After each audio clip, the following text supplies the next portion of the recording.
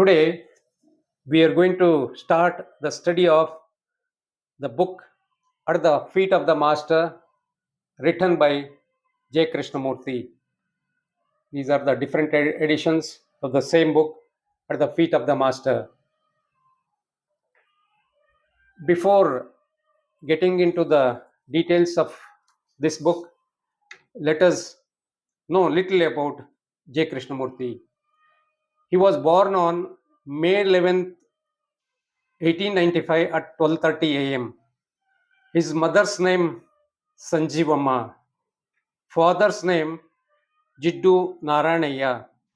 The place where he was born is Madanapalli. It is there in Andhra Pradesh, India. His brother's name is Nityananda. So we'll be knowing about more about him if we see the work what he has done for this world. If you can see the books, few books which I have gone through, and there are a lot of books.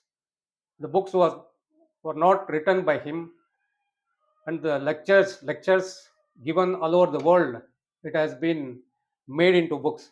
Few books I'm going to display for you for your reference, through which I have gone through. There are a lot of books in my shelf also. There are a lot of books to go through. So few of them are, this is Krishnamurti for beginners, meditations, educating the educator, the flight of the eagle, fire in the mind, dialogues with J. Krishnamurti, freedom from the known,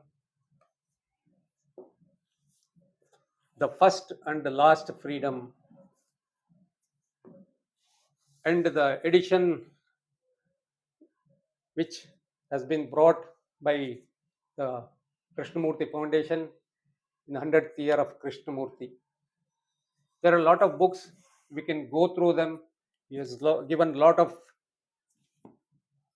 information to contemplate, and that will change our life.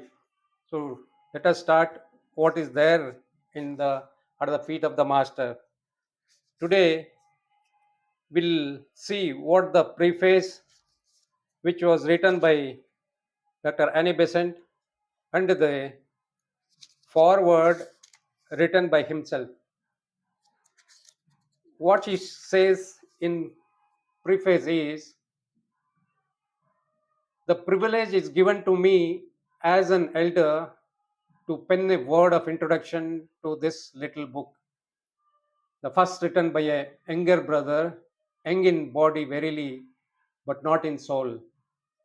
The teachings contained in it were given to him by his master in preparing him for initiation, and were written by him from memory, slowly and laboriously.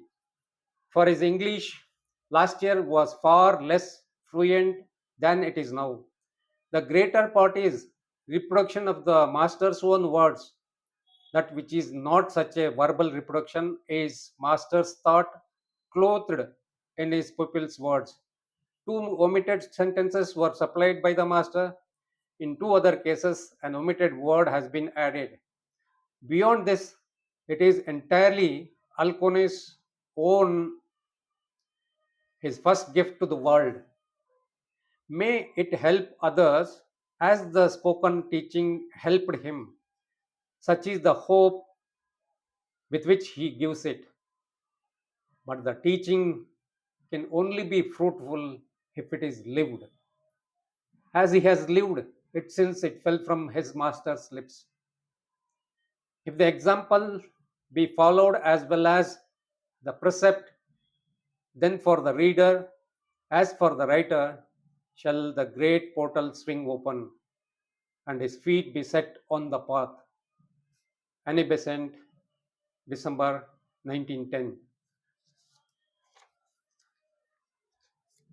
J. Krishnamurti writes the foreword for this. He says, "These are not my words. They are the words of the Master who taught me.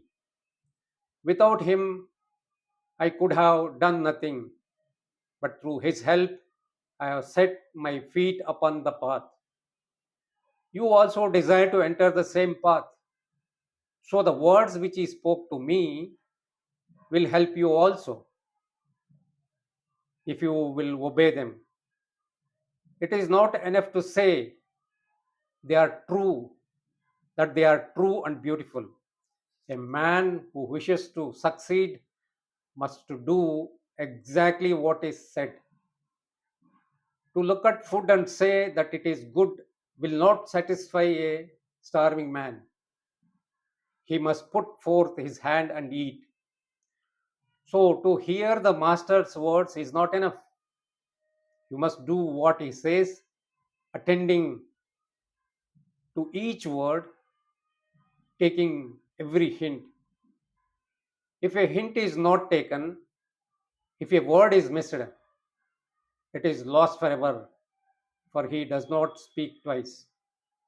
Four qualification, four qualifications there are for this pathway: discrimination, desirelessness, good conduct, love.